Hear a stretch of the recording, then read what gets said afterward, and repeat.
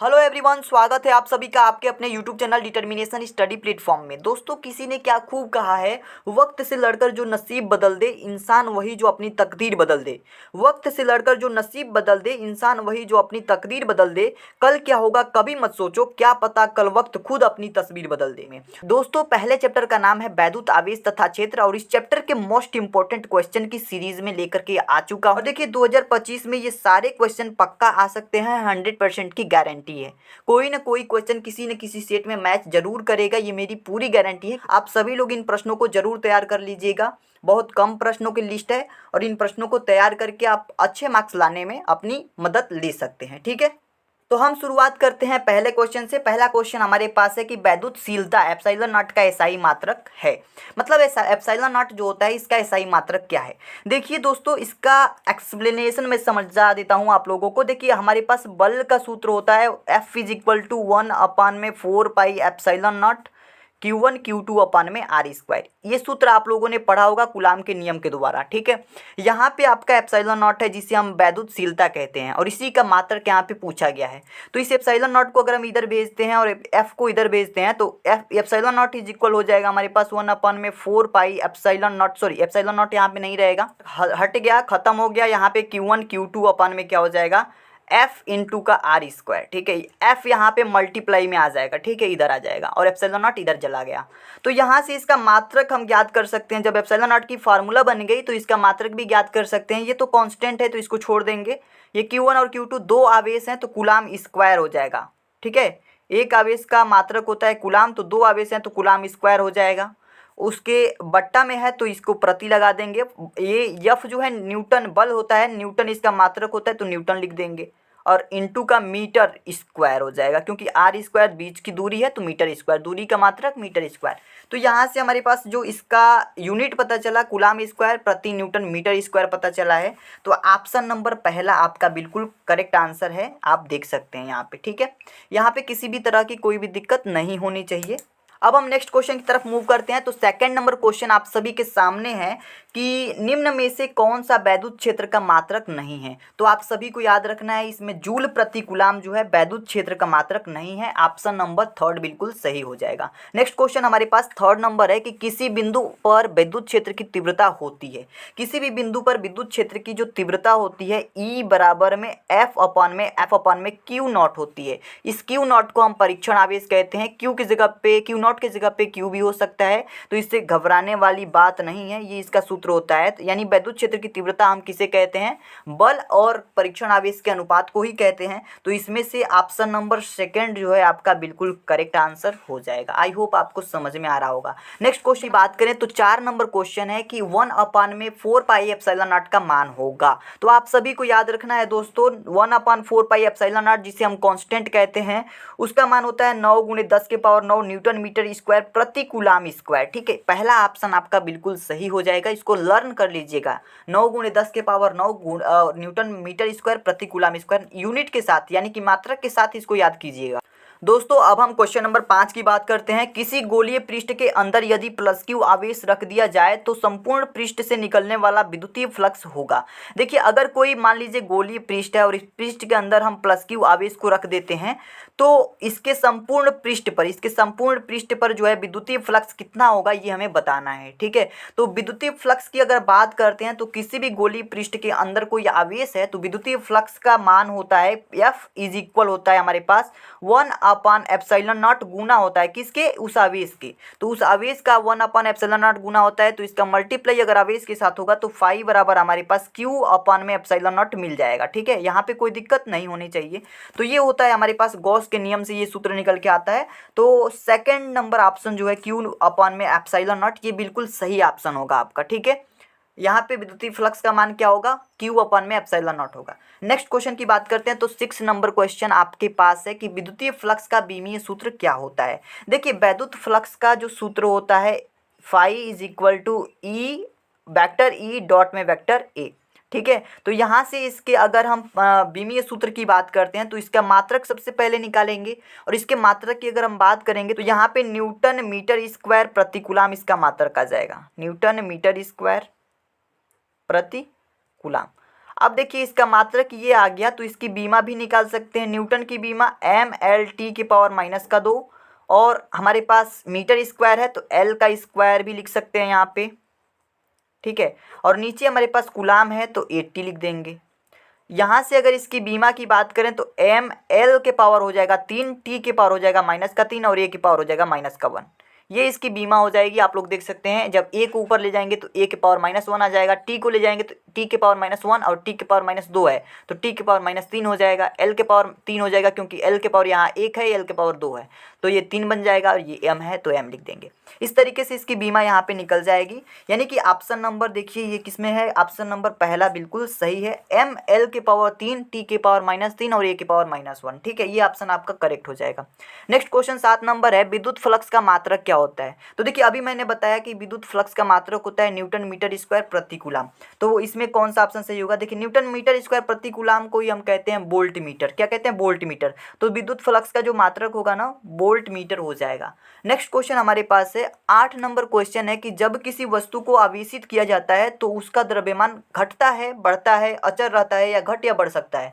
देखिए जब भी किसी भी वस्तु को, कोई भी वस्तु है, अगर इस वस्तु को ऋणावेशित किया जाए, ऋणावेशित या धनावेशित, अगर मान लीजिए धनावेशित किया जाएगा तो इसके द्रव्यमान में क्या होगी, कमी महसूस होगी, ठीक है। अगर इस वस्तु को ऋणावेशित किया जाए तो इसकी जो द्रव्यमान होगी बढ़ जाएगी। लेकिन अगर इसे केवल आवेशित किया जाएगा तो हो सकता है कि उसे धनावेशित किया जा रहा हो या ऋणावेशित, तो ये तो बताया नहीं गया है कि ऋणावेशित किया जा रहा है या फिर धनावेशित किया जा रहा है, बस आवेशित किया जा रहा है तो उसका मान घट या बढ़ सकता है, ठीक है। तो ऑप्शन नंबर चौथा बिल्कुल सही हो जाएगा। इसका जो द्रव्यमान होगा घट सकता है या बढ़ सकता है, दोनों में से कुछ भी हो सकता है। अगर ये रहता है कि ऋणावेशित किया जाता है तब उसका द्रव्यमान क्या होगा, बढ़ जाएगा। धनावेशित किया जाता है तब उसका द्रव्यमान घट जाएगा। लेकिन अगर आवेशित किया जा रहा है तो उसका द्रव्यमान जो है घट भी सकता है और बढ़ भी सकता है। नेक्स्ट क्वेश्चन, क्वेश्चन नंबर 9 है हमारे पास, विद्युत द्विध्रुव आघूर्ण का एसआई मात्रक होता है। तो देखिए विद्युत द्विध्रुव आघूर्ण जो टाउ होता है ना, इसका मात्रक क्या होता है, तो आप सभी को याद रखना है कूलाम इंटू मीटर स्क्वायर होता है इसका मात्रक, ठीक है। पहला ऑप्शन बिल्कुल सही हो जाएगा। नेक्स्ट क्वेश्चन हमारे पास 10 नंबर, ध्यान से पढ़िएगा इस प्रश्न को। प्रश्न है कि विद्युत क्षेत्र में प्रवेश करने वाले एक इलेक्ट्रॉन का प्रारंभिक वेग विद्युत क्षेत्र से भिन्न दिशा में है, विद्युत क्षेत्र में इलेक्ट्रॉन का पथ कैसा होगा। तो इसको मैंने जब चैप्टर पढ़ाया था, बहुत पहले की बात है, जब मैंने वन शॉट में इस चैप्टर को पढ़ाया था विद्युत आवेश तथा क्षेत्र को, तो उसमें मैंने बताया था कि इलेक्ट्रॉन का जो प्रारंभिक वेग विद्युत क्षेत्र से भिन्न दिशा में होता है तो उसका जो पथ होगा वो परिवलयकार होगा। कैसा होगा, कैसा आकार होगा उसका, परिवलयकार। ऑप्शन नंबर चौथा बिल्कुल करेक्ट ऑप्शन हो जाएगा आपका, ठीक है। नेक्स्ट क्वेश्चन की अगर हम बात करते हैं तो 11 नंबर प्रश्न क्या है, यदि दो आवेशों के बीच की दूरी दुगनी कर दी जाए तो उनके बीच लगने वाला बल होगा, ठीक है। आपको एक सूत्र पता होगा, आप लोगों ने कूलाम के नियम से पढ़ा है कि F बराबर 1/4 pi epsilon naught Q1 Q2 upon में क्या होता है, आर स्क्वायर। यही होता है ना सूत्र। यानी कि जो F होता है ये एंटी प्रोपोर्शनल होता है आर स्क्वायर के। तो इस तरीके से होता है कुछ, आपने यहाँ तक तो जानते हैं या ये तो पढ़े ही होंगे, ठीक है। जो F होगा वो क्या हो जाएगा, एंटी प्रोपोर्शनल आर स्क्वायर के। तो यहाँ पे एंटी प्रोपोर्शनल हो रहा है तो F प्रोपोर्शनल टू, अगर हम इस आर स्क्वायर के जगह पे दुगना कर दें यानी 2r स्क्वायर कर दें तो ये क्या निकल के आएगा, 1/4 स्क्वायर आएगा। तो यहाँ पे 1/4 ही हमारे पास इसका बल हो जाएगा, लगने वाला बल हो जाएगा। तो 1/4 गुना हो जाएगा। तो ऑप्शन नंबर 3 में ये देखिए ऑप्शन मैच कर रहा है, ये ऑप्शन आपका करेक्ट हो जाएगा। आई होप ये भी क्वेश्चन आपको समझ में आ गया होगा। नेक्स्ट क्वेश्चन की बात करते हैं तो 12 नंबर क्वेश्चन है, वेक्टर ई तीव्रता के विद्युत क्षेत्र में वेक्टर पी द्विध्रुव पर लगने वाला जो बल आघूर्ण होगा वो क्या होगा। तो देखिए जो लगने वाला बल आघूर्ण टाउ होता है ना, वो होता है हमारे पास vector P cross vector E. ये ऑप्शन आपका सही होगा। जिस भी ऑप्शन में ये चीज़ है क्रॉस होना चाहिए, डॉट नहीं होना चाहिए, ठीक है। क्रम भी बदलना नहीं चाहिए, मतलब vector E cross vector P नहीं हो सकता है, vector P cross vector E ही होगा। तो ऑप्शन नंबर पहला मैच कर रहा है, ये ऑप्शन आपका करेक्ट ऑप्शन है। आई होप आपको ये भी क्वेश्चन समझ में आ गया होगा। अब हम नेक्स्ट क्वेश्चन की तरफ मूव करते हैं। 13 नंबर क्वेश्चन आप सभी के सामने है कि किसी विद्युत द्विध्रुव के अक्ष से r दूरी पर विद्युत क्षेत्र की तीव्रता क्या होती है। देखिए कहने का मतलब ये है कि विद्युत द्विध्रुव आघूर्ण के कारण अक्षीय स्थिति में जो विद्युत क्षेत्र की तीव्रता होती है वो किस पे डिपेंड करती है। तो जो विद्युत क्षेत्र की तीव्रता होगी वो व्युत्क्रमानुपाती होगी r³ के। तो ये ऑप्शन नंबर 2 बिल्कुल सही हो जाता है। आप लोगों ने अगर इस डेरिवेशन को सॉल्व किया है तो आपको अच्छे से समझ में आ रहा होगा। बाकी डेरिवेशन को कराने का सिंपल तरीका क्या हो सकता है मैं दूसरी वीडियो में आप लोगों को बताऊंगा। नेक्स्ट क्वेश्चन देखिए, 14 नंबर क्वेश्चन है कि वैद्युत क्षेत्र की तीव्रता का मात्रक क्या होता है। वैद्युत क्षेत्र की तीव्रता का सूत्र होता है हमारे पास E बराबर में F अपॉन में Q नॉट, यही होता है ना। तो इसका मात्रक क्या हो जाएगा, बल का मात्रक न्यूटन और क्यू आवेश है तो आवेश का मात्रक कूलाम, तो न्यूटन प्रति कूलाम ऑप्शन नंबर थर्ड बिल्कुल सही हो जाएगा। ठीक है, कोई दिक्कत इसमें नहीं होनी चाहिए। नेक्स्ट क्वेश्चन की बात करते हैं तो 15 नंबर क्वेश्चन आप सभी के सामने है कि विद्युत क्षेत्र की तीव्रता की बीमा क्या होती है। विद्युत क्षेत्र की तीव्रता का मात्रक न्यूटन प्रति कूलाम होता है, तो न्यूटन की बीमा क्या होती है हमारे पास ml/t की पावर -2 और क्यू आवेश का मात्रक क्या होता है 80। तो ये इनकी बीमा हो गई और इसकी पूरा अगर सॉल्यूशन निकालें यहाँ पे इसको सिंप्लीफाई करके तो ये हो जाएगा हमारे पास ml/t के पावर हो जाएगा हमारे पास, ये t ऊपर जाएगा तो -1 बनेगा, -3 और a के पावर हो जाएगा -1। तो ये इसकी बीमा हो जाएगी किसकी, विद्युत क्षेत्र की तीव्रता की। तो इसमें देखिए कौन सा ऑप्शन मैच कर रहा है, ml/t के पावर -3 a के पावर -1, ml/t के पावर -3 a के पावर -1, ऑप्शन नंबर सेकेंड बिल्कुल करेक्ट आंसर हो जाएगा आपका। ठीक है, नेक्स्ट क्वेश्चन की बात करें तो 16 नंबर क्वेश्चन है किसी आवेशित खोखले गोलाकार चालक के भीतर विद्युतीय क्षेत्र की तीव्रता का मान क्या होगा। किसी आवेशित खोखले गोलाकार के अंदर कह रहा है, तो देखिए कोई भी आवेशित खोखला गोलाकार है तो इसके अंदर जो विद्युत क्षेत्र की तीव्रता होती है वो क्या होती है, जीरो होती है।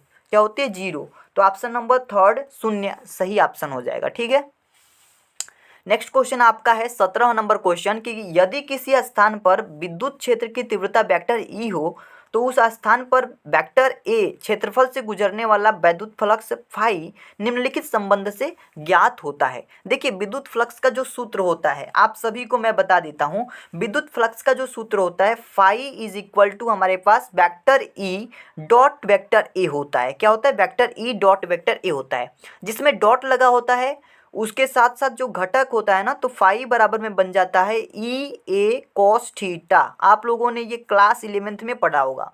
अगर यहाँ पे क्रॉस रहता है तो क्रॉस रहता तो यहाँ पे घटक आ जाता साइन थीटा। तो इस तरीके का सूत्र होता है हमारा विद्युत फ्लक्स का, आप लोग याद रखेंगे। ठीक है, तो यहाँ पे ऑप्शन नंबर थर्ड देखिए फाई बराबर में वेक्टर ई डॉट वेक्टर ए है, तो ये ऑप्शन आपका सही हो जाएगा इस तरीके से। आई होप आपको ये भी समझ में आ गया होगा। नेक्स्ट क्वेश्चन की तरफ मूव करते हैं दोस्तों। तो दोस्तों अब और कुछ चुनिंदे क्वेश्चन बच चुके हैं तो उन भी क्वेश्चन को देख लेते हैं। 18 नंबर क्वेश्चन बहुत ही कम क्वेश्चन है, 20 क्वेश्चन मैंने इस वीडियो में लिया है और ये 20 क्वेश्चन आप सभी के लिए चैप्टर 1 से बहुत इंपॉर्टेंट है। 18 नंबर क्वेश्चन है कि आवेश का पृष्ठ घनत्व होता है। देखिए आवेश का पृष्ठ घनत्व उसको हम प्रदर्शित करते हैं सिग्मा से और सिग्मा बराबर होता है आवेश बट्टा में क्षेत्रफल, तो Q अपॉन में A। पहला ऑप्शन देखिए यहाँ पे मैच कर रहा है, सही है। ठीक है, तो पृष्ठ घनत्व जो आवेश का पृष्ठ घनत्व होता है sigma is equal to Q upon में A होता है। Q को आवेश कहते हैं और A को क्षेत्रफल कहते हैं। नेक्स्ट क्वेश्चन हमारे पास 19 नंबर, हवा में एप्सिलॉन आर का मान क्या होता है। जो हवा होता है ना उसमें एप्सिलॉन आर का मान यानी कि वैद्युतशीलता का मान क्या होगा, तो वहाँ पे 1 होता है। हवा में वैद्युतशीलता का मान 1 होता है, ऑप्शन नंबर थर्ड बिल्कुल सही आंसर है। नेक्स्ट क्वेश्चन की बात करते हैं दोस्तों, तो 20 नंबर क्वेश्चन आप सभी के सामने है कि वैद्युत क्षेत्र में एक आवेशित कण पर लगने वाला बल का मान क्या होता है। देखिए किसी भी वैद्युत क्षेत्र में अगर कोई आवेशित कण गति कर रहा है या फिर मान लेते हैं कि इलेक्ट्रॉन है, तो इस इलेक्ट्रॉन पे बल लगता है क्यूवी बल लगता है, एफ बराबर में क्यूवी फोर्स लगता है, ये चीज़ ठीक ना। तो ये ऑप्शन आप हमेशा याद रखेंगे कि एफ बराबर क्यू ई किसी भी विद्युत क्षेत्र में आवेशित कण पर लगने वाला बल होता है एफ बराबर क्यू ई। तो ऑप्शन नंबर पहला बिल्कुल करेक्ट आंसर हो जाएगा। चलिए हम लोग बात करते हैं कि अति लघु उत्तरीय प्रश्न में कितने प्रश्न इंपॉर्टेंट है और कौन कौन से प्रश्न हैं जो आप सभी को बहुत जल्दी याद कर लेने चाहिए। चलिए हम लोग बात करेंगे चैप्टर नंबर 1 के अति लघु उत्तरीय प्रश्नों की। पहला प्रश्न हमारे पास है कि वैद्युत क्षेत्र की तीव्रता की परिभाषा तथा इसका मात्रक लिखें। ठीक है, देखिए वैद्युत क्षेत्र की तीव्रता वाली जो परिभाषा और इसका मात्रक जो पूछा जाता है ये कई सालों में पूछा गया है क्वेश्चन। ठीक है, कई सालों में लगभग 1 साल का गैप के बाद से फिर से पूछ लिया जाता है, तो आप सभी लोग इस प्रश्न को जरूर तैयार कर लेंगे। प्रश्न का उत्तर कैसे लिखेंगे, वैद्युत क्षेत्र में किसी बिंदु पर स्थित परीक्षण आवेश जितने बल का अनुभव करता है उसे उस बिंदु की वैद्युत क्षेत्र की तीव्रता कहते हैं।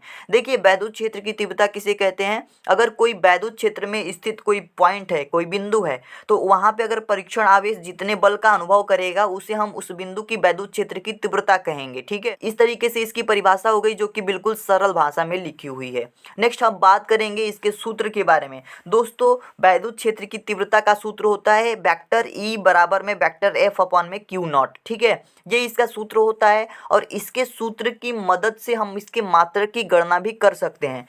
ऊपर क्या है हमारे पास एफ है, एफ क्या है, बल है, बल का मात्रक न्यूटन होता है। क्यू नॉट क्या है, एक आवेश है, परीक्षण आवेश, ठीक है, तो आवेश का मात्रक होता है कूलाम, तो इसका मात्रक बन जाएगा यानी वैद्युत क्षेत्र की तीव्रता का मात्रक हो जाएगा न्यूटन प्रति कूलाम। आई होप आप सभी को इस प्रश्न का आंसर पता चल गया होगा और अच्छे तरीके से याद भी हो गया होगा। इसमें किसी भी तरीके की कोई दिक्कत नहीं है। जितनी भी वीडियोस मैं आप सभी को प्रोवाइड कर रहा हूँ, उन सभी वीडियोस को अगर आप देख लेते हैं तो आपके बोर्ड एग्जाम में 90% लाने से कोई नहीं रोक सकता है।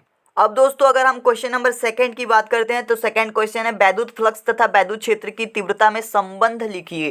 देखिए वैद्युत फ्लक्स और वैद्युत क्षेत्र की तीव्रता में क्या संबंध होता है। वैद्युत फ्लक्स का एक फॉर्मूला होता है फाई बराबर वेक्टर ई डॉट वेक्टर ए, और इसी फार्मूले को हमने इंटीग्रेशन के रूप में इस तरीके से लिखा है कि वैद्युत फ्लक्स फाई बराबर होता है, देखिए वैद्युत फ्लक्स को हम फाई से डिनोट करते हैं और बराबर हो जाता है integration of vector E dot vector D A, ठीक है। इस तरीके से हमारे पास एक फॉर्मूला होता है जिसमें ए क्या होता है, क्षेत्रफल सदिश होता है, और ई क्या होता है, वैद्युत क्षेत्र की तीव्रता होती है। तो इस तरीके से हमारे पास ये वैद्युत फ्लक्स और वैद्युत क्षेत्र की तीव्रता में संबंध स्थापित हो जाता है। आई होप आप सभी को समझ में आया होगा। नीचे मैंने लिखा है कि जहाँ पे वेक्टर ई जो है वैद्युत क्षेत्र की तीव्रता है तथा वेक्टर डी ए क्या है, क्षेत्रफल सदिश है। इसमें बस केवल फार्मूला ही लिखना था, आप सभी को इस तरीके से आंसर में लिखना है।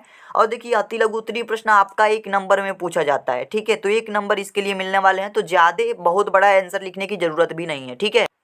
अब हम बात करने वाले हैं क्वेश्चन नंबर थर्ड के बारे में। थर्ड नंबर क्वेश्चन आपके पास है कि गॉस का प्रमेय क्या है।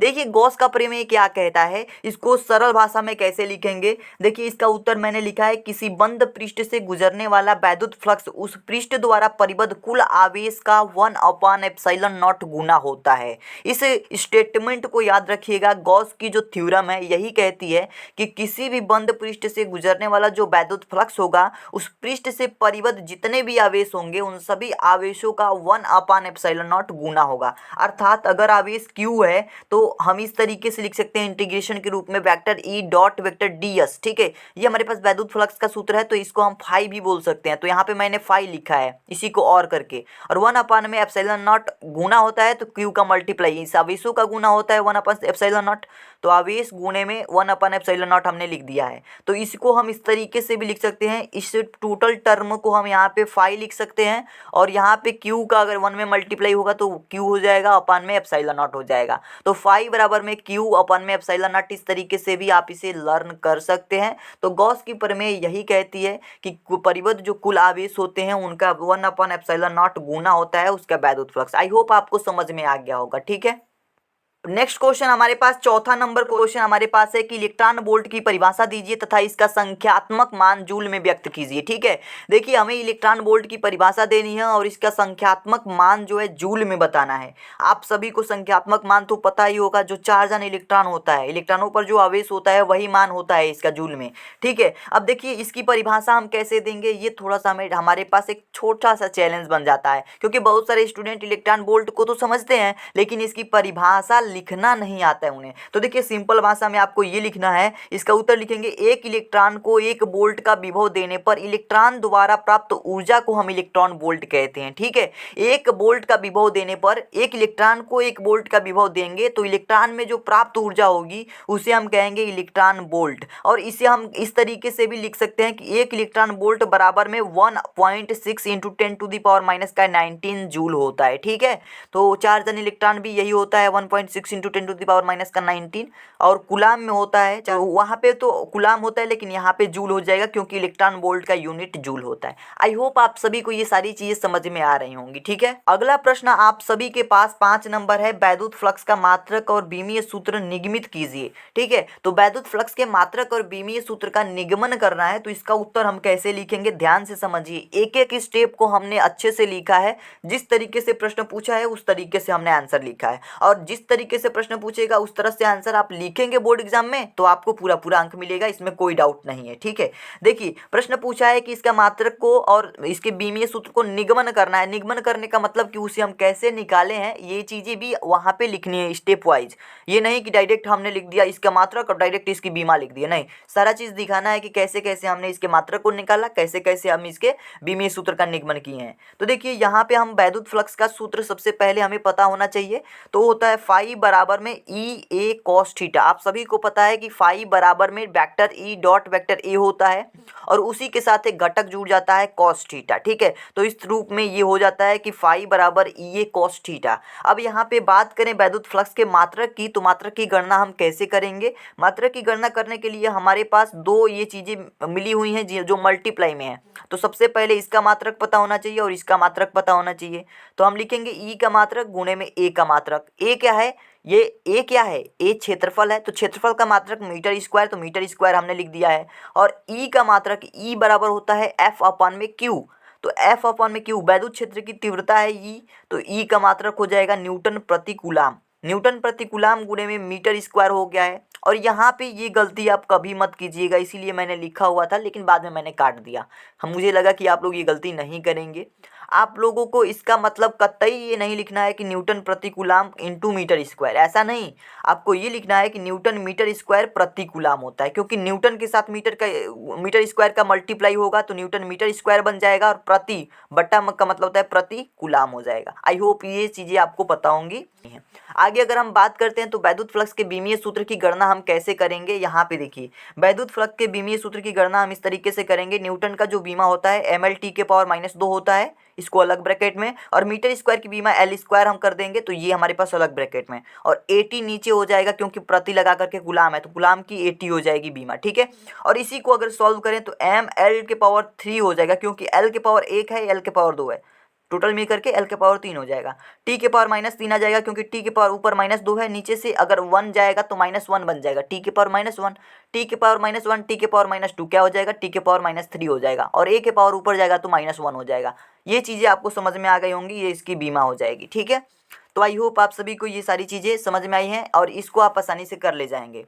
अब हम अगले प्रश्न की तरफ चलते हैं। तो 6 नंबर क्वेश्चन आप सभी के सामने आता है। अनंत विस्तार के आवेशित चादर के समीप विद्युत क्षेत्र की तीव्रता का व्यंजक लिखिए। देखिए अनंत विस्तार से आवेशित चादर के समीप जो विद्युत क्षेत्र की तीव्रता का सूत्र होता है ई बराबर में सिग्मा अपान में 2 एप्सिलॉन नॉट होता है। तो देखिए विद्युत क्षेत्र की तीव्रता डाल करके ई बराबर सिग्मा अपान में 2 एप्सिलॉन नॉट। ठीक है, तो इस तरीके से हो जाएगा ई बराबर में सिग्मा अपन में 2 एप्सिलॉन नॉट, ये इसका फार्मूला हो जाएगा। और इस फार्मूले को आप ब्रैकेट में कर लीजिएगा क्योंकि इसमें बस केवल व्यंजक लिखने के लिए कह रहा है, उसको निगमन नहीं करना है। उसका निगमन करेंगे बहुत बड़ा हो जाएगा और ऐसे क्वेश्चन लॉन्ग में पूछे जाएंगे, तो इसको निगमन नहीं करना है। जो बड़े बड़े क्वेश्चन हैं उनकी अलग वीडियो आप लोग को मिलेगी। ये छोटे छोटे क्वेश्चन लघु उत्तरी अति लघु उत्तरी में पूछे जा सकते हैं, तो इनको मैंने लिखा है। तो देखिए यहाँ पे जो हमने सिग्मा लिखा है, इस सिग्मा का मतलब होता है पृष्ठीय आवेश घनत्व। ठीक है, ये सिग्मा क्या है? पृष्ठीय आवेश घनत्व है। और जो एप्सिलॉन नॉट है आप लोगों ने कूलाम के नियम में भी इसे पढ़ा है, निर्वात की वैद्युतशीलता है। निर्वात का मतलब वायु होता है, तो ये वायु की वैद्युतशीलता होता है। ठीक है,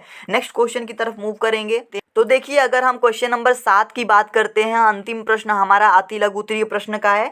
एक समान वैद्युत क्षेत्र सदिश वेक्टर ई बराबर 2y कैप प्लस में 3j कैप माइनस का 4k कैप वोल्ट मीटर में एक पृष्ठ के क्षेत्रफल वेक्टर ए बराबर में 8j कैप मीटर स्क्वायर से गुजरने वाले वैद्युत फ्लक्स की गणना कीजिए। ठीक है, इस प्रश्न को बहुत ही सिंपल तरीके से आप कर सकते हैं, बहुत आसान प्रश्न है। आप लोगों को बस वैद्युत फ्लक्स का सूत्र पता होना चाहिए, इससे गुजरने वाले वैद्युत फ्लक्स की हमें गणना करनी है। तो देखिए वैद्युत फ्लक्स का जो सूत्र होता है क्या होता है, हम रेड पेन का यूज़ कर रहे हैं कहीं कहीं पे, तो आपको रेड पेन का यूज़ नहीं करना है। अपने बोर्ड कॉपी में केवल ब्लैक और ब्लू पेन से ही लिखना है। ठीक है, तो देखिए यहाँ पे लिखेंगे वैद्युत फ्लक्स फाई बराबर होता है हमारे पास vector E dot vector A. ठीक है, ये सूत्र होता है। तो इस सूत्र की मदद से हम फाई अगर निकालना चाहें तो वेक्टर ई की जगह पे ये सारी चीज़ें रख सकते हैं। 2i कैप प्लस में 3j कैप माइनस का 4k कैप, ये सारी चीज़ें हम रख सकते हैं। 4k कैप, इन सभी चीज़ों को हम एक ब्रैकेट में रख लेते हैं। ए की जगह पे वेक्टर ए की जगह पे हम ये चीज़ें रख सकते हैं, तो 8j कैप, ये सारी चीज़ें। अब देखिए केवल 8 जे कैप है, तो बाकी सारे टर्म जो हैं जे जे को छोड़ करके बाकी आई वाला के वाला ये 0 हो जाएगा, और 8 का 3 में मल्टीप्लाई हो जाएगा तो क्या बन जाएगा 5 बराबर हो जाएगा 8 3 का 24, 24 और इसमें जे कैप हट जाएगा। ठीक है, तो 24। अब इसका मात्रक होता है वोल्ट मीटर, तो वोल्ट मीटर लिख देंगे, ये इसका करेक्ट आंसर हो जाएगा दोस्तों। तो 5 बराबर 24 वोल्ट मीटर, ये इसका करेक्ट आंसर हो जाएगा। बस इतनी चीज़ें करनी थी और आपको 1 नंबर 2 नंबर मिल जाएगा। तो चलिए हम सबसे पहले क्वेश्चन की तरफ चलते हैं। तो पहला क्वेश्चन आप सभी के सामने है कि कूलाम का वैद्युत बल संबंधी नियम लिखिए। ये प्रश्न जो है इतना इंपॉर्टेंट है कि कई सालों से ये प्रश्न पूछा जा रहा है। कूलाम के नियम के बारे में बात कर रहा है। ठीक है, कूलाम के नियम से संबंधित जो हमारे पास स्टेटमेंट है उसको लिखना है, और इसके निगमन को भी थोड़ा सा समझ लेंगे अगर आप, तो यहाँ पे आपको 3 नंबर बिल्कुल पक्का हो जाएगा। देखिए कूलाम का नियम हम कैसे लिखेंगे, इस नियम के अनुसार, देखिए किस तरीके से लिखेंगे, इस नियम के अनुसार, यानी कि कूलाम के नियम के अनुसार दो स्थिर बिंदु आवेशों के बीच लगने वाला बल दोनों आवेशों के गुणनफल के अनुक्रमानुपाती होता है तथा उनके बीच की दूरी के वर्ग के व्युत्क्रमानुपाती होता है। ठीक है, यही चीज़ आपको याद रखनी है कि दो स्थिर बिंदु आवेश हैं, अगर मान लीजिए ये Q1 है ये Q2 है और इनके बीच की दूरी अगर R है, तो हमें ये कहा जाता है कि इसके बीच में जो बल लगेगा वो बल जो होता है इन दोनों आवेशों के गुणनफल के अनुक्रमानुपाती होता है, और बीच की दूरी जो R है इसके व्युत्क्रमानुपाती होता है। ठीक है, तो यही चीज़ का स्टेटमेंट बना करके यहाँ पे हम इसकी डेरिवेशन कर सकते हैं। देखिए हमारे पास यहाँ पे कह रहा है कि स्थिर बिंदु आवेशों के बीच लगने वाला जो बल होगा, बल क्या होगा, बल प्रोपोर्शनल यानी कि अनुक्रमानुपाती होगा दोनों आवेशों के गुणनफल के। ठीक है, तो Q1 गुणे में Q2, इन दोनों आवेशों के गुणनफल के अनुक्रमानुपाती होगा बल। तो ये हमारे पास एक पहली इक्वेशन बन जाएगी, और दूसरी इक्वेशन ये बनेगी कि बल जो होगा ना इसके बीच की दूरी के व्युत्क्रमानुपाती होता है, यहाँ पे लिखा गया है। ठीक है, बीच की दूरी के वर्ग के व्युत्क्रमानुपाती होता है, तो बीच की दूरी के वर्ग के व्युत्क्रमानुपाती करेंगे तो r का स्क्वायर लिख देंगे। तो यहाँ पे ये सेकंड इक्वेशन बन गई। ठीक है, और एक सेकंड इक्वेशन और फर्स्ट इक्वेशन दोनों इक्वेशन की अगर मल्टीप्लिकेशन करा देंगे हम, तो वहाँ पे क्या निकल के आएगा ये हम देख लेते हैं। ठीक है, तो हम क्या करेंगे, सबसे पहले अगर हम लिखें कि समीकरण फर्स्ट व समीकरण सेकंड से, ठीक है, समीकरण 1 व समीकरण 2 से, ठीक है, आगे अगर हम इसको करें तो F प्रोपोर्शनल हो जाएगा। अगर देखिए Q1 Q2 का मल्टीप्लाई अगर 1 में होगा तो ये हो जाएगा Q1 Q2 अपन में नीचे क्या आ जाएगा R स्क्वायर, इस तरीके का एक सूत्र आ जाएगा। अब यहाँ पे हमारा प्रोपोर्शनल का निशान है यानी कि अनुक्रमानुपाती का चिन्ह है, इस चिन्ह को हटाकर जब बराबर का चिन्ह लगाएंगे तो एक कांस्टेंट जुड़ जाएगा K, और Q1 Q2 अपन में R स्क्वायर आ जाएगा।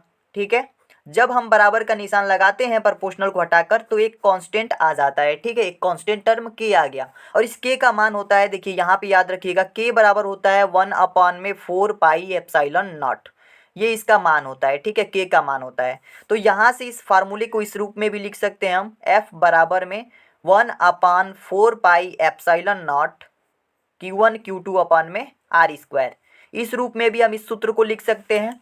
तो ये जो रूप है ना, ये कहा जाता है कि कूलाम के नियम के द्वारा ये सूत्र हमें प्राप्त हुआ है। तो ये बहुत ही इंपॉर्टेंट सूत्र है जिस पे बेस्ट क्वेश्चंस हर साल आपके एग्जाम में आते हैं। ठीक है, तो न्यूमेरिकल क्वेश्चन जब हम कराएंगे तो इस फार्मूले की ज़रूरत पड़ेगी। तो ये हो गया हमारे पास जो कूलाम का नियम था उसका सूत्र। ठीक है, कूलाम के नियम को हमने यहाँ पे स्टेटमेंट पढ़ लिया, उसके बाद से हमने इसका डेरिवेशन भी कर लिया। आई होप आपको सारी चीज़ें समझ में आ रही होंगी। यहाँ पे आपको बता दें तो Q1 और Q2 ये दोनों आवेश हैं, R क्या है, बीच की दूरी है, इन दोनों आवेशों के बीच की दूरी है। ठीक है, और एप्सिलॉन नॉट की बात करें, ये टोटल 1/4 पाई एप्सिलॉन नॉट क्या है, कांस्टेंट है जिसे हम K कहते हैं। और एप्सिलॉन नॉट की बात करें तो ये निर्वात की वैद्युतशीलता है, इसको आप लिख लीजिए यहाँ पे। एप्सिलॉन नॉट क्या है, निर्वात की वैद्युतशीलता, निर्वात का मतलब होता है वायु। ठीक है, वायु की वैद्युतशीलता है, वायु की वैद्युतशीलता।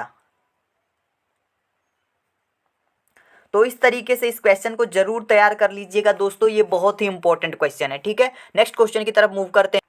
तो अगर हम सेकंड क्वेश्चन की तरफ चलें तो सेकंड क्वेश्चन हमारे पास क्या है, इसको भी आप लोग आसानी से पढ़ेंगे, उसके बाद से हम इसको सॉल्व करेंगे। तो देखिए ये जो क्वेश्चन है हमारा न्यूमेरिकल टाइप का क्वेश्चन है, आंकिक प्रश्न है, तो इसको भी अच्छे से सॉल्व कीजिएगा क्योंकि ये भी क्वेश्चन कई सालों से पूछा जा रहा है। ठीक है, तो इस क्वेश्चन को कर लेना बहुत जरूरी है। अगर ये क्वेश्चन नहीं भी आता है तो इस पर बेस्ट क्वेश्चन जरूर आएंगे आपके एग्जाम में, तो आप लोग इस बात का ध्यान रखेंगे। देखिए इसको कैसे सॉल्व करेंगे। क्वेश्चन हमारे पास है 1.0 माइक्रो कूलाम के दो बराबर एवं विपरीत प्रकार के आवेश 2.0 मिलीमीटर मिलीमीटर दूर रखे हैं। ठीक है, इस विद्युत द्विध्रुव का द्विध्रुव आघूर्ण ज्ञात कीजिए। मान लीजिए कि अगर कोई भी दो आवेश हैं और 1.0 माइक्रो कूलाम के हैं और 2.0 मिलीमीटर दूरी पर रखे हुए हैं, तो वहाँ का वैद्युत द्विध्रुव आघूर्ण क्या होगा वो हमें बताना है।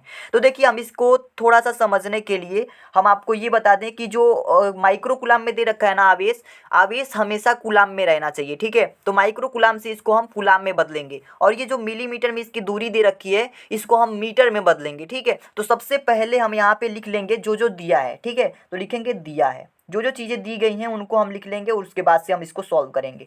दिया है, क्या दिया है हमारे पास, आवेश का मान दिया गया है। आवेश दिया गया है 1.0 माइक्रो कूलाम। ठीक है, माइक्रो कूलाम है, 1.0 है तो इसको हम 1 भी लिख सकते हैं, इसमें कोई दिक्कत नहीं है। अब इसी को जो है हम कूलाम में बदलेंगे तो ये Q बराबर हो जाएगा 1।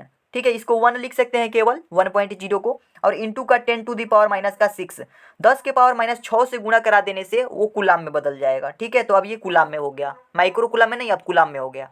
अब इसी तरीके से हमारे पास दिया है दूरी, यल का मान दिया गया है हमारे पास 2.0 मिलीमीटर, 2.0 मिलीमीटर। तो अगर हम L बराबर, अगर इसको मीटर में बदलना चाहें तो 2.0 को हम केवल 2 लिख सकते हैं, बिल्कुल लिख सकते हैं, गुणे में 10⁻⁻3 से हम गुणा करा देते हैं तो ये मिलीमीटर में बदल जाता है। इतनी सी बात समझ में आई आपको। अब हमारे पास द्विध्रुव आघूर्ण ज्ञात करने के लिए एक फार्मूला होता है जो आपको पता होगा। देखिए, किसी भी आवेश से उनके बीच की दूरी से मल्टीप्लाई जब हो जाती है तो वो होता है हमारा विद्युत द्विध्रुव आघूर्ण, वही चीज़ होती है ना। तो यहाँ पे समझिएगा, ये हमारे पास हो गया इतना, और यहाँ पे जगह ना होने की वजह से इसके राइट साइड में हम इसको सॉल्व कर देते हैं। ठीक है, आपको एक फार्मूला पता होगा वैद्युत द्विध्रुव आघूर्ण का। द्विध्रुव आघूर्ण का फार्मूला क्या होता है, द्विध्रुव आघूर्ण को हम P से प्रदर्शित करते हैं। ठीक है, किससे प्रदर्शित करते हैं, P से, और P बराबर होता है हमारे पास Q इंटू का 2L। ठीक है, क्या होता है, Q इंटू का 2L। Q क्या है, आवेश है, 2L क्या है, दो आवेशों के बीच की दूरी है। तो P बराबर में हम क्या निकाल पाएंगे, यहाँ पे Q का मान क्या है, 1 इंटू 10⁻⁻6, 1 इंटू 10⁻⁻6, और गुणा है, और 2L है ना, तो 2L है, इसका मतलब कि 2 को तो हम 2 लिखेंगे, गुणे में L का मान क्या है, 2 गुणे 10⁻⁻3, 2 गुणे 10⁻⁻3। अब इसको सॉल्व करेंगे तो P बराबर क्या निकल के आएगा, 2 दूना का 4, 4 एक कम 4, 4 हो जाएगा, गुणे में 10 के पावर। देखिए, अगर बेस बराबर हो, यानी अगर आधार बराबर हो तो उसके घातांक क्या होते हैं, जुड़ जाते हैं। तो -6 और -3 ये जब आपस में जुड़ेंगे तो क्या हो जाएगा, -9 हो जाएगा।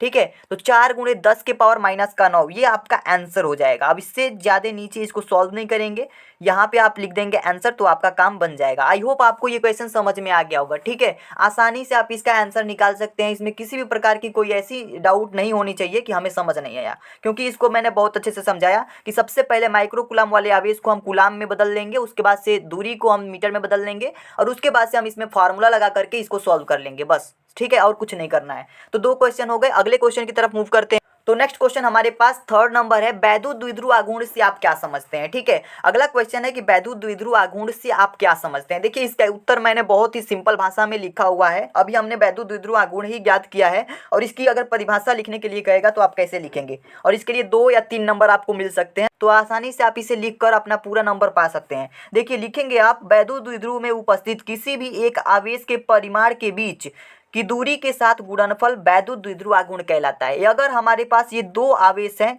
विपरीत आवेश हैं, प्लस Q आवेश माइनस Q आवेश, इनके बीच की दूरी अगर 2L है तो इसके बीच की दूरी के साथ अगर किसी भी आवेश का मल्टीप्लाई हो जाए ना तो उसे ही हम कहते हैं वैद्युत द्विध्रुव आघूर्ण।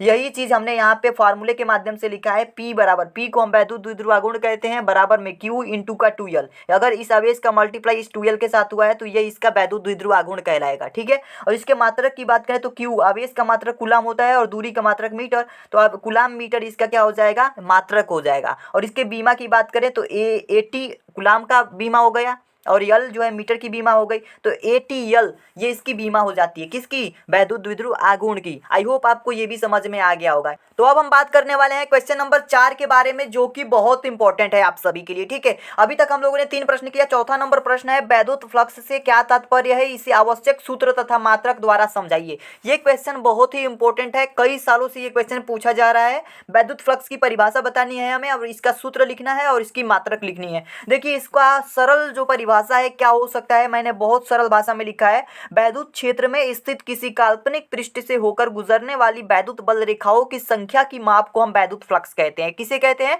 अगर कोई हमारे पास बंद पृष्ठ है तो इससे गुजरने वाली जितनी भी बल रेखाएं हैं उन सभी की संख्याओं की माप को ही वैद्युत फ्लक्स कहा जाता है। ठीक है, और वैद्युत फ्लक्स को फाई के द्वारा हम प्रदर्शित करते हैं। यहाँ पे देखिए फाई के द्वारा हम वैद्युत फ्लक्स को प्रदर्शित करते हैं। और आप इस फिगर को जरूर बनाइएगा। इस फिगर में आपको ये समझना है कि अगर कोई काल्पनिक पृष्ठ हम मान लेते हैं तो इस काल्पनिक पृष्ठ के अल्पांश भाग को लेते हैं। अल्पांश भाग का मतलब एक छोटा सा भाग। ठीक है, इस छोटे से भाग की वैद्युत क्षेत्र की तीव्रता इस दिशा में होगी और यहाँ का इसका क्षेत्रफल जो होगा वेक्टर ए इस दिशा में होगा। ठीक है, और वैद्युत क्षेत्र और इसके क्षेत्रफल के बीच जो है एक कोण आंतरित होगा जिसे हम थीटा कोण कहते हैं। तो यहाँ से इसका फॉर्मूला निकलेगा फाई बराबर में वेक्टर ई डॉट में वेक्टर ए। जब भी वेक्टर ई डॉट वेक्टर ए आएगा तो आप ये समझ लीजिएगा अगर डॉट आता है तो इसके साथ कॉस थीटा एक घटक जुड़ जाता है। तो इसको हम इस तरीके से भी इस फार्मूले को लिख सकते हैं कि फाई बराबर में ई ए कॉस थीटा। ठीक है, ये इनका फार्मूला हो गया। ये दोनों जो है ये मोस्ट इंपॉर्टेंट फार्मूला है जिसे आप जरूर तैयार कर लेंगे। ठीक है, अब इस फार्मूले को हम ज्ञात करने के बाद से इसके मात्रक की बात करेंगे। तो मात्रक इसका हो जाएगा, देखिए ये वैद्युत क्षेत्र की तीव्रता है। वैद्युत क्षेत्र की तीव्रता का मात्रक होता है न्यूटन पर कूलाम। ठीक है, और ये एरिया है तो मीटर स्क्वायर, तो न्यूटन मीटर स्क्वायर पर कूलाम इसका मात्रक हो जाएगा। किसका मात्रक? वैद्युत फ्लक्स का मात्रक। वही इसके बीमा की अगर बात करते हैं तो बीमा हो जाएगी इसकी एम एल के पावर 3 टी के पावर -3 और ए के पावर -1। ये इसकी बीमा हो जाएगी। किसकी बीमा? वैद्युत फ्लक्स की बीमा। आई होप आपको ये सारी चीजें समझ में आ गई होंगी। तो इस क्वेश्चन का आंसर अगर आप इस तरीके से लिखेंगे, इस फिगर को ड्रॉ कर देंगे तो आपका एग्जामिनर आपसे अट्रैक्ट होगा और आपको पूरा अंक दे देगा। ठीक है, नेक्स्ट क्वेश्चन की अब बात करते हैं। तो क्वेश्चन अगला देख लेते हैं, क्वेश्चन नंबर 5 और अंतिम प्रश्न है। बहुत ही इंपॉर्टेंट प्रश्न है दोस्तों। ठीक है, इस प्रश्न को बहुत ध्यान से समझने की जरूरत है क्योंकि ये प्रश्न अगर नहीं आता है आपके एग्जाम में तो इससे रिलेटेड क्वेश्चन आपके एग्जाम में जरूर ही आएगा। ठीक है, 100% गारंटी है। देखिए इस प्रश्न में कह रहा है कि दो बिंदु आवेश +9e तथा +e एक दूसरे से 16 सेंटीमीटर की दूरी पर स्थित है। इनके बीच में एक आवेश Q कहाँ रखा जाए कि संतुलन में हो जाए। ठीक है, तो देखिए हमसे ये कह रहा है कि दो आवेश हैं, एक 9e है और एक e है केवल। ठीक है, इन दोनों आवेश के बीच में अगर हम Q आवेश को कहाँ पे रखेंगे कि ये जो है संतुलन की अवस्था में हो जाए। तो देखिए हमारे पास जो है कौन कौन से आवेश हैं, एक 9e है या 9 इलेक्ट्रॉन का आवेश है और एक इलेक्ट्रॉन का आवेश है। ठीक है, तो इस तरीके से दो आवेश है हमारे पास। इसको हम ऐसे कर लेते हैं थोड़ा सा समझने के लिए। अब इनके बीच की दूरी भी हमारे पास दी गई है। दूरी है 16 सेंटीमीटर। इनके बीच की दूरी है 16 सेंटीमीटर। अब देखिए इसमें कह रहा है कि इनके बीच में कोई Q आवेश को कहाँ पे रखें कि ये संतुलन की स्थिति में हो। ठीक है, संतुलन की स्थिति में हो। तो मान लेते हैं इनके बीच की दूरी क्या है, 16 सेंटीमीटर दी गई है। तो अगर हम केवल Q से लेकर के 9e तक के दूरी की बात करते हैं तो इसको हम मान लेते हैं कि x है। क्या है? x है। हम सपोज कर लेते हैं, मान लेते हैं, लेट कर लेते हैं। ठीक है, तो बाकी जो दूरी है वो कितना हो जाएगी? 16 माइनस का x हो जाएगा कि नहीं। एक को अगर x मानते हैं आधा दूरी को, तो आधा दूरी क्या हो जाएगा? 16 माइनस का x। 16 माइनस का x इसको लिख सकते हैं यहाँ तक की दूरी को। ठीक है, यहाँ तक की दूरी को 16 माइनस एक्स और इसको x मान लिए हैं। ठीक है, तो हम यहाँ पे जो चीज़ें हमने यहाँ पे की है इसको हम लिखेंगे भी। तो इसको हल करते समय बहुत सिंपल है क्वेश्चन, थोड़ा सा अगर एक दो बार समझ लेते हैं ना तो ये आप आसानी से कर ले जाएंगे। लिखेंगे माना, तो देखिए हमें ये लिखना है कि जैसे ये Q आवेश है तो Q आवेश से 9e तक की दूरी जो है कितनी है। तो Q से माना Q से +9e आवेश तक की दूरी x है। ठीक है, x सेंटीमीटर है। इसकी दूरी हम 1 सेंटीमीटर मान लिए हैं। तो मान लिए हैं तो अतः क्या हो जाएगा, बाकी जो दूरी है Q से +e तक की दूरी जो होगी क्या हो जाएगी? 16 माइनस का x सेंटीमीटर होगी। ये चीज़ हमने लिख दिया। ठीक है, इतनी सी बात समझ में आ रही है कि इतना दूरी x है और इतना दूरी क्या हो जाएगा? 16 माइनस का x, क्योंकि इस पूरे टोटल दूरी दी गई है 16 सेंटीमीटर। ठीक है, आगे इसको सॉल्व करने के लिए आप यहाँ पे थोड़ा सा फोकस करेंगे, थोड़ा सा ध्यान दीजिए कि अगर 9 इलेक्ट्रॉन की वजह से अगर इस पे फोर्स लगेगा, इस Q आवेश पे, तो इस तरफ लगेगा F1 और E इलेक्ट्रॉन की वजह से इस Q पर फोर्स लगेगा वो इस तरफ लगेगा F2। इस तरीके से इस पे फोर्स भी तो लगेगा ना। तो ये जो फोर्स होंगे ना आपस में क्या होंगे? बराबर होंगे और ये विपरीत होंगे। फोर्स फोर्स की दिशा क्या होगी, विपरीत होगी। क्यू इसके वजह से इस पे लगा है तो इधर इस साइड में लगा है, विपरीत मतलब विपरीत फोर्स लगेंगे। F1 और F2 बराबर होगा लेकिन विपरीत होगा, ठीक है। तो इस तरीके का फोर्स लगेगा, तो इस तरीके की कोई हमारी इक्वेशंस बनेगी। अगर इसको हम सॉल्व करें तो F यानी कि F1 का सूत्र आपको पता होगा, कूलाम के नियम द्वारा आपने सूत्र पढ़ा होगा, 1/4πε0। और Q1 Q2 होता है, तो Q1 ये है, Q2 ये है, इसको मान लेंगे, ठीक है। तो 9E लिखेंगे और गुणे में Q1 इंटू में Q2, ये Q बटा में आर स्क्वायर। तो इनके बीच की दूरी क्या है, x है, तो यहाँ पे हम एक्स स्क्वायर लिखेंगे, x का स्क्वायर बराबर में क्या हो जाएगा। अब इसका भी F2 के लिए भी हमारे पास सूत्र क्या हो जाएगा, 1/4πε0। और यहाँ पे क्या लिखेंगे, यहाँ से यहाँ तक की दूरी, तो E गुणे में Q लिखेंगे, E इंटू में Q अपान में। अब इनके बीच की दूरी 16 - x है, तो 16 - x का स्क्वायर, इस तरीके से कर देंगे, बिल्कुल सिंपल है। अब यहाँ पे देखिए ये हमारा टोटल टर्म क्या हो जाएगा, कट जाएगा एक दूसरे से, क्योंकि ये दोनों आपस में बराबर में है। अब ये Q और Q भी कट जाएगा, E और E भी कट जाएगा यहाँ पे, ठीक है। अब आगे अगर इसको लिखना चाहें तो 9 में एक्स स्क्वायर लिखेंगे और बराबर में क्या हो जाएगा, 1 में 16 - का एक्स स्क्वायर, ये चीज़ बच जाएगी। अगर हम इसको वापस से आगे सॉल्व करना चाहें तो यहाँ पे हो जाएगा हमारे पास 16 - का एक्स का स्क्वायर बट्टा में क्या हो जाएगा, एक्स का स्क्वायर, ठीक है। और बराबर में हो जाएगा हमारे पास 1/9, ये 9 नीचे चला आएगा, ये ऊपर चला जाएगा, ठीक है। इसको हमने इस साइड में कर लिया, तो यहाँ पे दोनों में स्क्वायर है, तो हम इसको इस टर्म में भी लिख सकते हैं 16 - x और x का होल स्क्वायर, इस तरीके से भी लिख सकते हैं, और 1/9 हो जाएगा। अब यहाँ पे आगे इसको देखें, थोड़ा सा आगे इम्प्लाइज दैट दे करके देखते हैं। यहाँ पे स्क्वायर है, स्क्वायर को इधर भेजेंगे तो 16 - का x बट्टा में x बराबर क्या हो जाएगा, अंडर रूट में 1/9। इस स्क्वायर की वजह से इधर क्या हो जाएगा, रूट लग जाएगा, जब यहाँ से स्क्वायर हटेगा तो आगे इसको देखें तो यहाँ पे क्या हो जाएगा, 16 - का x बट्टा में x बराबर में आ जाएगा हमारे पास प्लस और माइनस का 1/3, क्योंकि 9 का वर्गमूल क्या हो जाएगा, 3 हो जाएगा। और वर्गमूल से जब बाहर निकालेंगे इस रूट से, करड़ी से, तो ये 3 बच जाएगा यहाँ पे, ठीक है। तो अब आगे इसको देखा जाए तो आगे ये 3 का मल्टीप्लाई इसमें प्लस को लेकर के देखते हैं, माइनस वाला बाद में करेंगे, वैसे माइनस वाला का आंसर आएगा नहीं, ठीक है। 3 वाले से करके देखते हैं प्लस करके, तो 16 - का x बट्टा में x बराबर में 1/3। इसको लेकर के इसको सॉल्व करते हैं तो 16 × 48 क्या आएगा, 48 माइनस का 3x और बराबर में ये x का गुणा 1 में हुआ तो x बच जाएगा।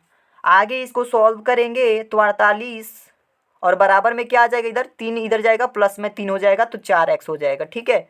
और 4 से जब 48 को काटेंगे तो 4 12 चौका 48 हो जाएगा। तो यहाँ से x की वैल्यू जो होगी 12 मिल जाएगी, यानी कि 12 सेंटीमीटर में ये आ जाएगा। और अगर 12 सेंटीमीटर दूरी पर हम उस आवेश को रखते हैं तो संतुलन की अवस्था में होगी। आई होप आपको समझ में आ गया होगा, ये आपका आंसर आ गया, ठीक है। किसी भी तरीके की इसमें दिक्कत नहीं होनी चाहिए, बस आपको स्टेप वाइज करते जाना है। थोड़ा सा लेंदी है और इतना तो करना ही पड़ेगा क्योंकि स्टेप मार्किंग होती है। अगर आप डायरेक्ट सॉल्व करते हैं तो आपको पूरे पूरे अंक नहीं मिलेंगे, स्टेप मार्किंग होती है, तो आप जो है इस तरीके से करेंगे। आई होप आपको ये सारी चीज़ समझ में आ रही होंगी। तो दोस्तों अभी के लिए इतना ही, मिलते हैं एक नई धमाकेदार वीडियो में, तब तक के लिए धन्यवाद।